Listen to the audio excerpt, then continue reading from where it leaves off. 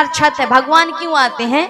निर्गुण से सगुण बन करके। अब मान लीजिए कोई आपने घर बनाया है, उसके ऊपर छत है, तो छत में जाने के लिए सीढ़ी का प्रयोग करते हैं ना, सीढ़ी लगाएंगे तभी ऊपर जाएंगे, और सीढ़ी से ही नीचे आ सकते, कूद के तो नहीं आओगे, हाथ पैर टूट जाएगा, इसलिए सीढ़ी की आवश्यकता होती। उसी प्रकार कहा कि इस संसार रूपी जो महल में निवास करने वाले कौन? बोले नीचे करता है जीव, ऊपर करता है ईश्वर परमात्मा।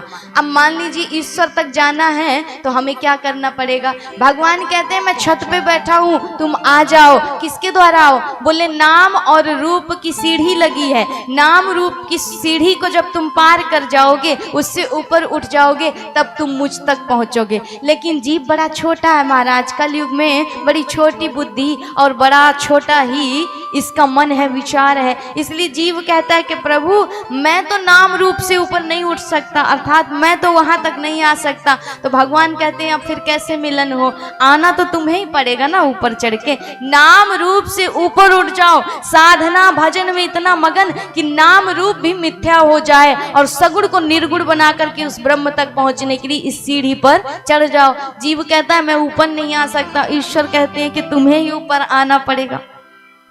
तो जीव कहता है कि प्रभु सीढ़ी सिर्फ ऊपर चढ़ने के लिए नहीं होती, नीचे उतरने के लिए भी होती है। अगर मैं नाम रूप को पार करके ऊपर ना आ पाऊं तो तुम नाम रूप लेकर के नीचे ही आ जाओ ना महाराज। इसलिए भगवान उस छत से नीचे आते हैं, वही निर्गुण निराकार ईश्वर नाम रूप को धारण करके और उसी सीढ़ी से इस जगत में आता है।